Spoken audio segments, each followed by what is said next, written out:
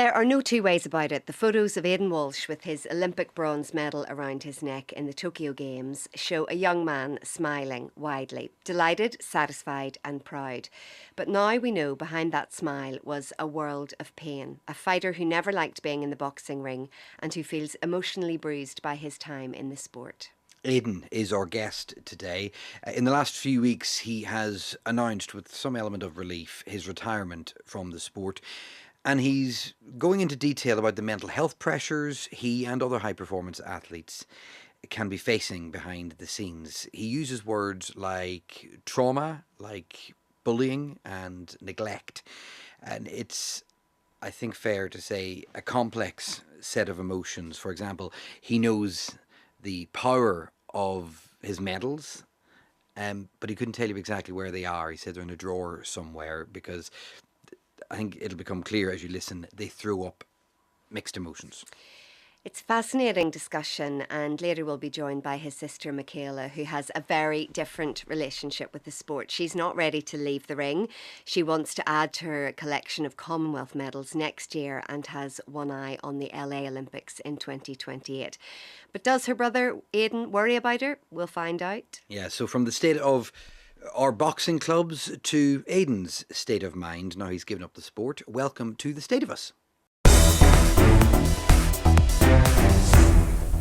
Hello, Tara Mills. Hello, Declan Harvey. You're looking smug. Am I? Yeah, you were just saying there how your, decorations are up and you got one more present left and you're all set for the countdown. I have neither decorations up nor presents bought, but I've critically begun thinking about it. Well, that's all that you see. I can't have this discussion because it will immediately go into the stereotypes and the difference between men and women when it comes to Christmas. Go on. You really don't want to hear my rant. Well, I won't accept it. That's why I want to hear it because, there is no one doing the shopping in my house bar me. Thanks very much. Well, I could say exactly the same.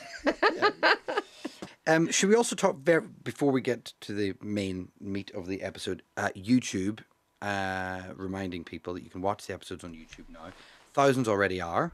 And if you want to watch the episodes rather than listen, then we would send you to the BBC News NI YouTube channel. Just before we welcome Aiden, it's worth reminding ourselves of what he has achieved. The Tokyo Olympics, bronze for Team Ireland. He has a gold medal in light welterweight from the Commonwealth Youth Games in 2015. Representing Northern Ireland, he won a welterweight silver in the 2018 Commonwealths. Gold in the 2022 at light middleweight. His sister also won gold that year. But in Paris, he lost in the first round, and he says that was a clear sign that his heart and his mind were no longer in it. Hello, Aidan Walsh. Hello, thank you very much for having me. Thank you for coming in. My pleasure, my pleasure. No, it's incredible, and thank you for giving me the opportunity just to talk and sit down and share some good stories, hopefully, and give you a bit of a laugh. Aidan, I suppose let's start from the very beginning. When did you first put a pair of boxing gloves on? Yeah, so I would have been around 7 when I first ever experienced anything to do with boxing. It was in the Snaglis's Boxing Club on the Andersonstown Road. My dad, he was a boxer. He boxed there for a number of years throughout his childhood, and he just brought us down just to keep us out of trouble. We were from West Belfast, a working class area, and he just thought maybe growing up might be a bit of a challenge and might be hard and difficult at some stage, so he just thought it'd be good to maybe bring us down, introduce us to the boxing club where he had competed and spent a lot of his life, and then it just started from there, and couldn't get out of it ever since, unfortunately, until now. do you remember putting the gloves on for the first time and thinking, I like this? Or did they ever feel comfortable on your hands? No, do you know what? I vividly remember the smell. Like, that's something that stands out to me this day. The smell of the gloves, the smell of the ring.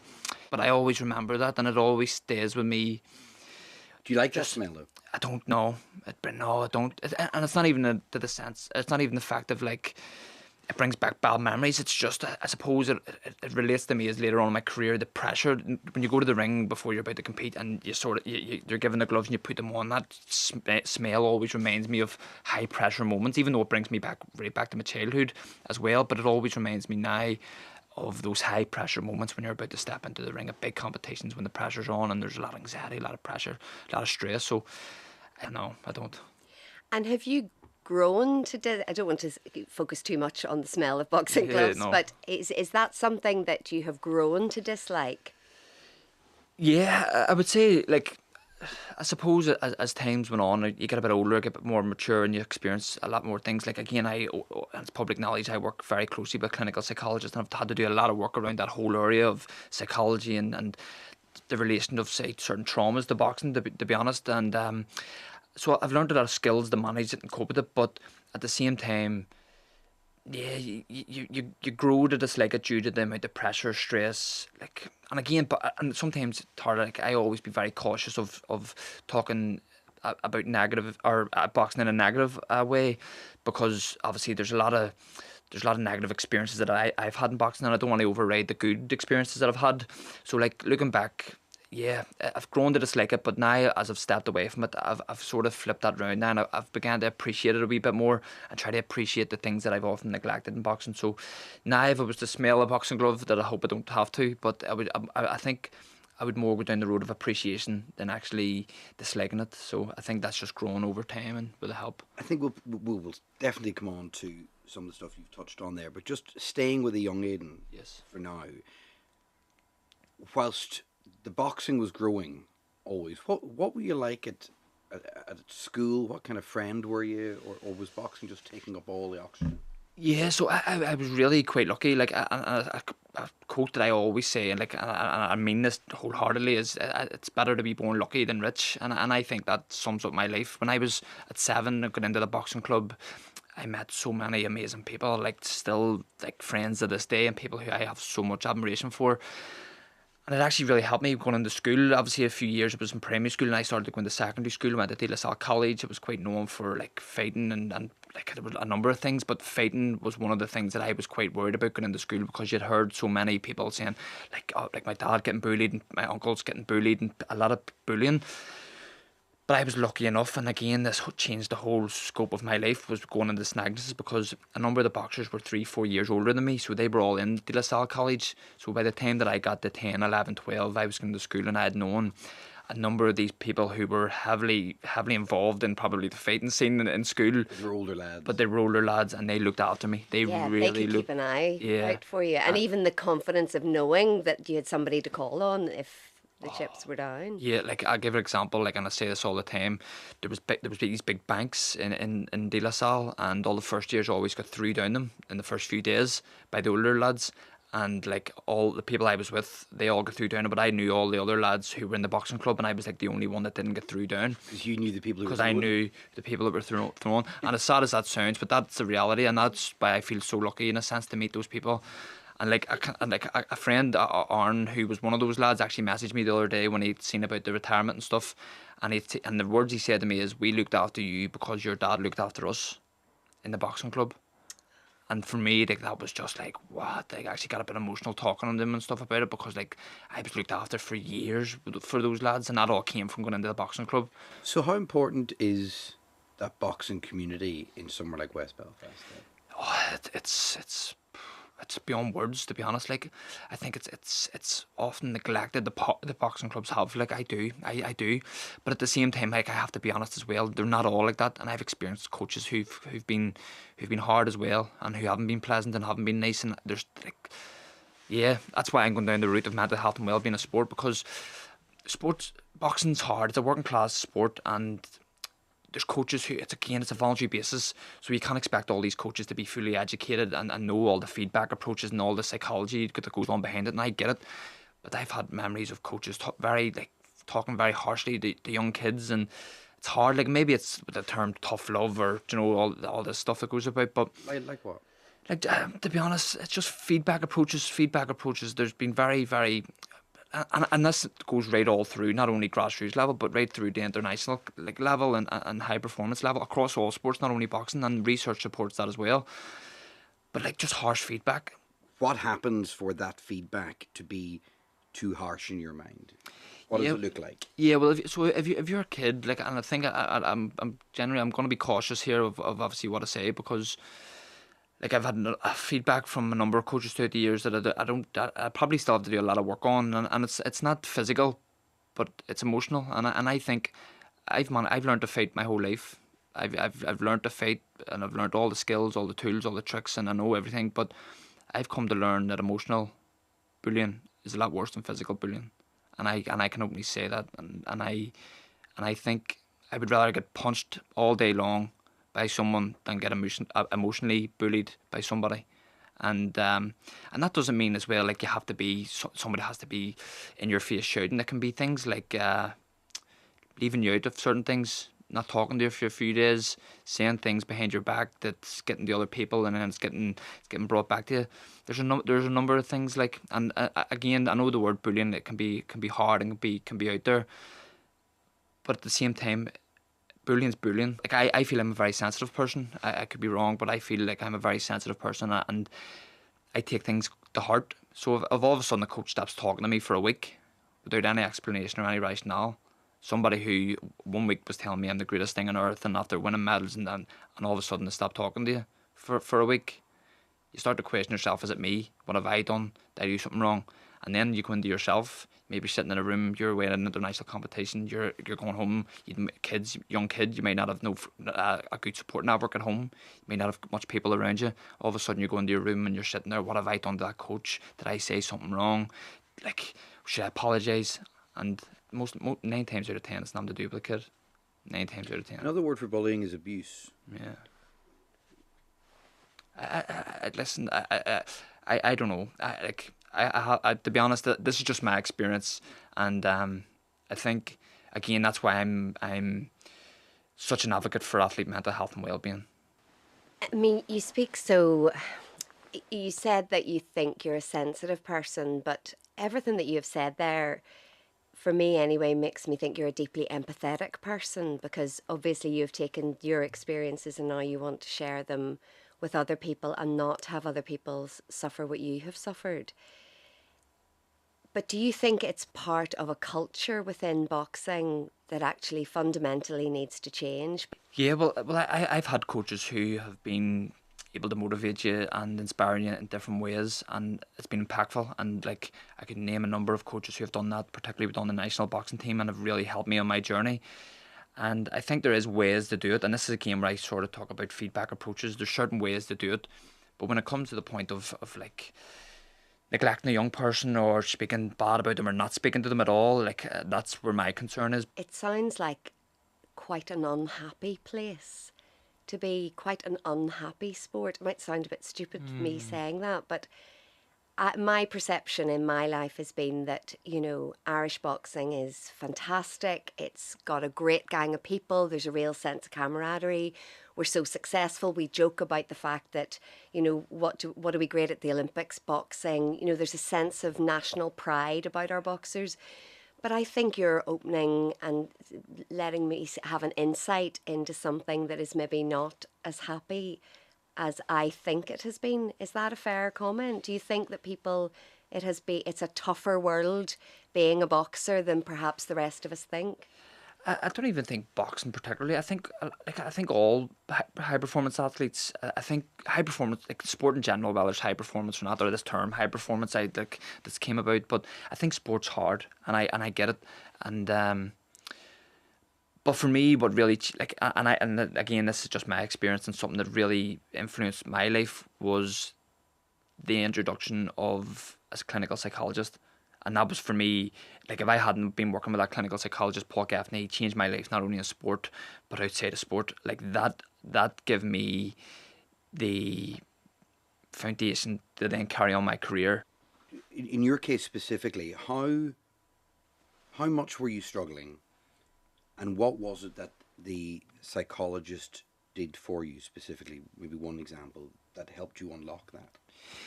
Yeah, so I think from a very young age in sport, you're always told, or if you go to somebody for advice, you're always getting, do this, pointing the finger, no, you need to do this, or right, how do you make weight, you need to do this, or how do I get better, do this.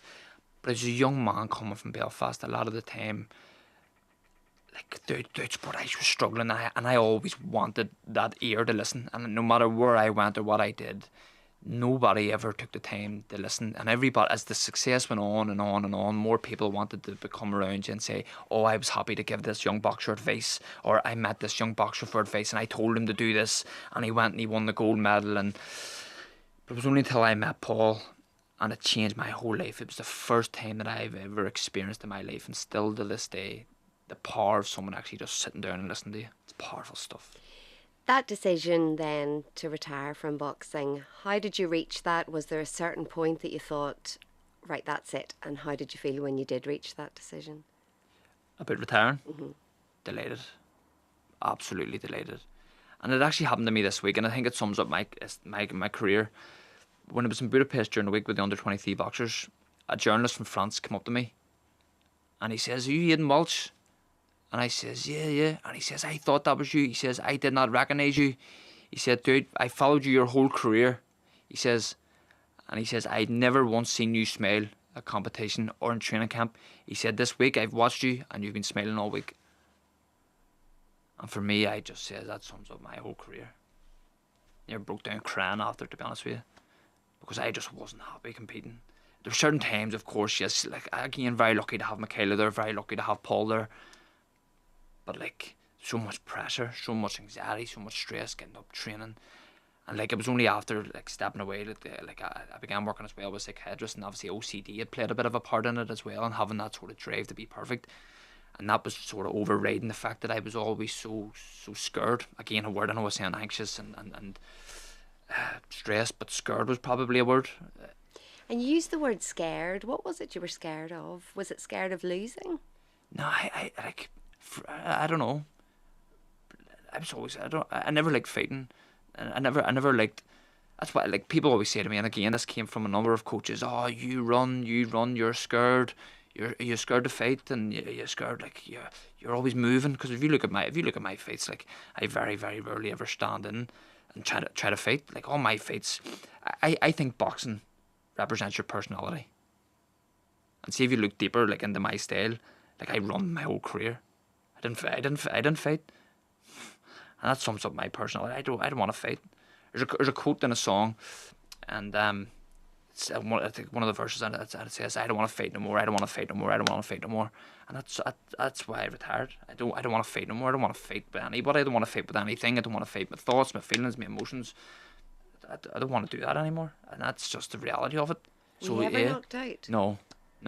But and this is when I definitely knew it was time to call quits in the Olympics. When I fought in the Olympics, I got rocked a wee bit, and I knew I'd never been rocked, or I'd never been dropped, or sorry, Michaela dropped me when I was about 11 or 12. She's the only person to ever do it. But in the Olympics, when I got caught a shot, and I said to myself, I would never have got caught with that in my career. I would have always been sharp enough to get out of the way.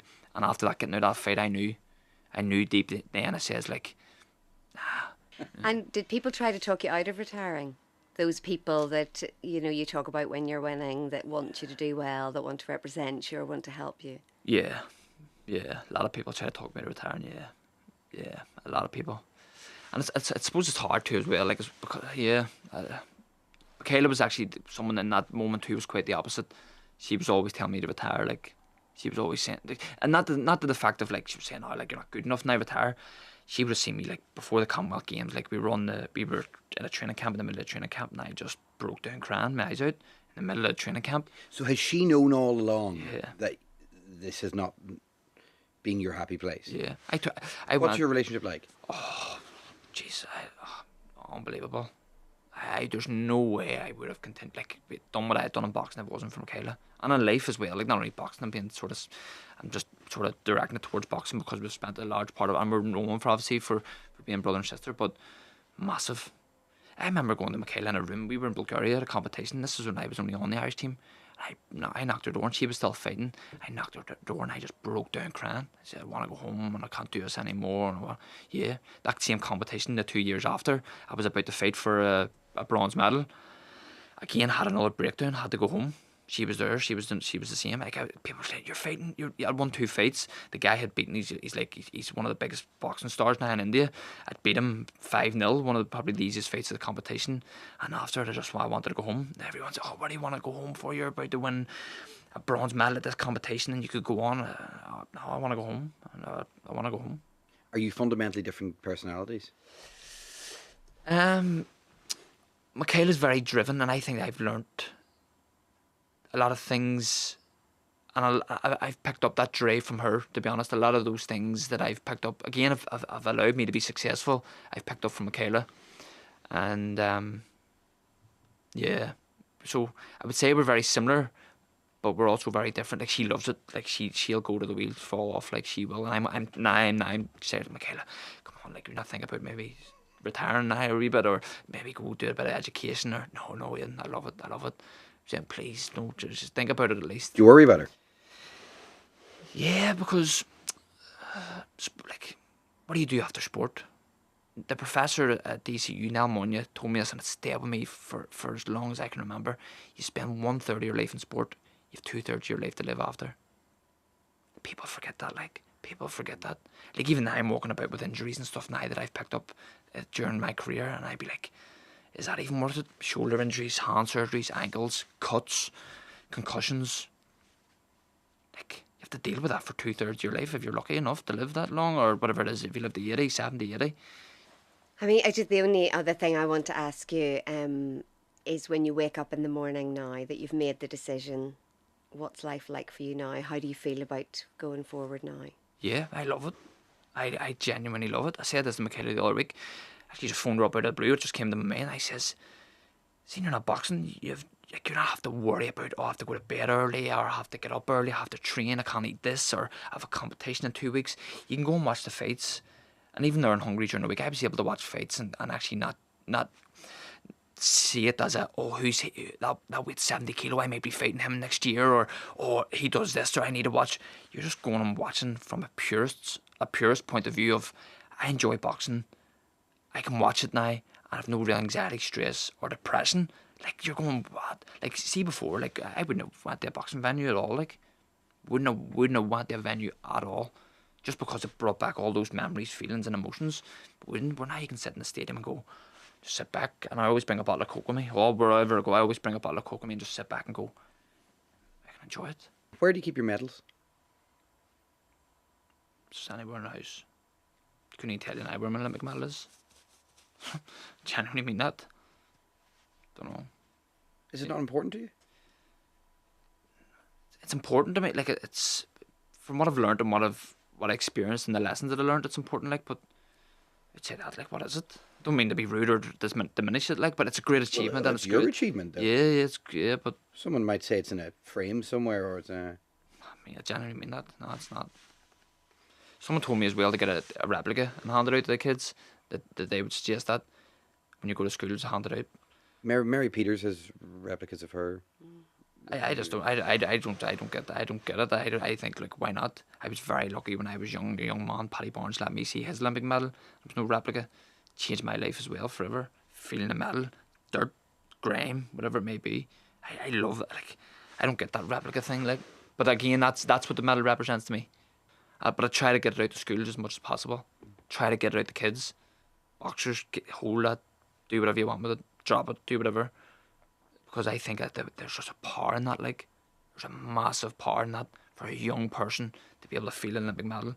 A young lad from La Salle up the road where I went to knows no one, has very limited support at home, struggling. You go into school and he feels an Olympic medal and goes, Jesus, what school did you go to? I went to La Salle. No way. What boxing club did you go to? Went to Snagnesses. No way. Part of that, people talk about sports psychology. That is real power. Well, will you we'll phone your sister? Yeah, let's phone your sister. Is that okay? Absolutely. Hello? Hello.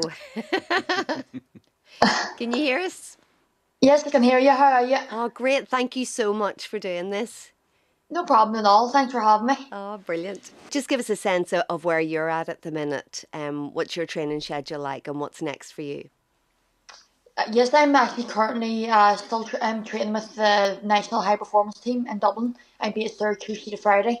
This is actually our last week in Dublin, and then we're allowed back to our own clubs. Obviously, I train in Belfast in Holy Family, so I'll be training for the Ulster Elite Championships there in 2 weeks.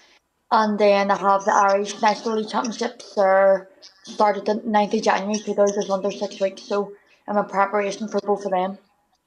So we were talking to Aidan about his decision to retire. I just wonder what you feel about that. What was your take on that? I think for me, obviously being so close with it, I knew it was in the pipeline for a long while, even before Paris. Sure, he'd made the decision to walk away, but obviously he had a lot of good people around him. I think Dr. Paul Gaffney was a major influence with Aidan and really helped him to come back. And I think, like Aidan said before, to come back for another Olympics, it was really, really difficult for him. But like he said before, that he never would, he'd hate to tell his kids or grandkids, anyone like that, that he hated the Olympic experience. So he came back and he qualified to go to Paris just to solely enjoy it. And I think that's what he did. He really, really enjoyed it. I suppose, Aidan, was it difficult to make that decision whenever you have a sister who's still competing, and you've grown up together, you've had that relationship, you've sparred with each other, you've helped each other train, but obviously emotionally and psychologically you've probably helped each other as well.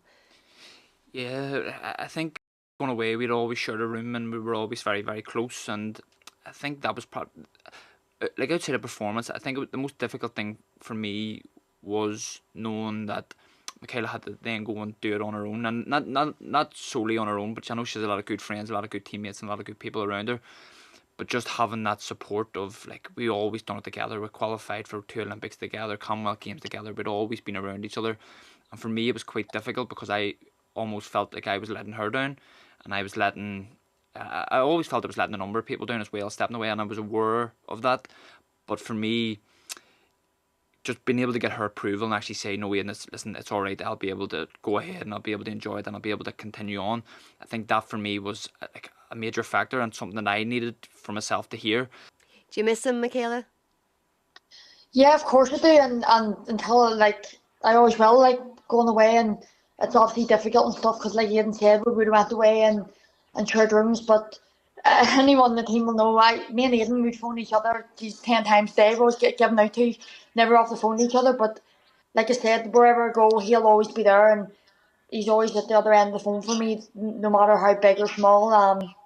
But obviously it's hard not competing with him, but I know that was the best choice for him. Before you go, can we ask you about LA? LA. Yeah, listen, I think I said to myself after Paris, I was actually going to retire maybe after Paris. I was going through a few things on the lead up and went to Paris, came back, and I just still was in love with the sport. I said I'll just take it competition by competition, and I think that's sort of my mindset. But I still feel I haven't reached my full potential, and hopefully, if the time's right for LA 28 and I reach my full potential, that's hopefully when I'll shine. Hopefully. Try and get another, maybe an Olympic medal in the family. We wish you well with it, and we'll be watching. Good luck. Our thanks to Aidan and Michaela there. Fascinating discussion. But I thought we would have talked more about his success as a boxer, but it very quickly descended into the kind of more serious stuff. But it was fascinating to hear how he's worked a lot of that out in his mind. Yeah. Descended in terms of tone. Yeah. Yeah. I agree. It got quite deep quite quickly. But I think it's clearly at the forefront of his mind now. I think the announcement to retire clearly had a long build up. Yeah. And now he's dying to talk about. Yes. Everything that's But also the motivation for that is that other boxers don't go through, and other young people in whatever realm of life don't suffer the way he suffered. That he just kept that, has obviously contained and suppressed so much of that for so long. I like the fact you described him as an empath. He clearly wears his emotions on his sleeve, and even leaving here, he kind of gave us both a big hug and kind of walk out and thanks so much. He's a very nice guy, but he's a very kind of emotional guy. Yeah, very engaging and very likable. I think you said somebody that you could quite easily go on a long car journey with. You know, you just, yeah, he's very, very interesting. So thanks to him. Yeah, and look, we know a lot of that conversation had fairly significant themes about coping or struggling to cope. And if you're listening to this and you find yourself looking for someone who might be able to help you or offer guidance, we would point you towards the BBC Action Line. You'll find it online with an easy search, and there are organisations linked there who can be a good starting point for you. You can still listen to our and watch our last episode on the budget, where we brought back some of our previous interviewees from the podcast over the last 6 months or so and how the budget would affect them. It's still available on BBC Sounds. And we will be back on Thursday. And the email, as always, thestateofus@bbc.co.uk. Bye-bye.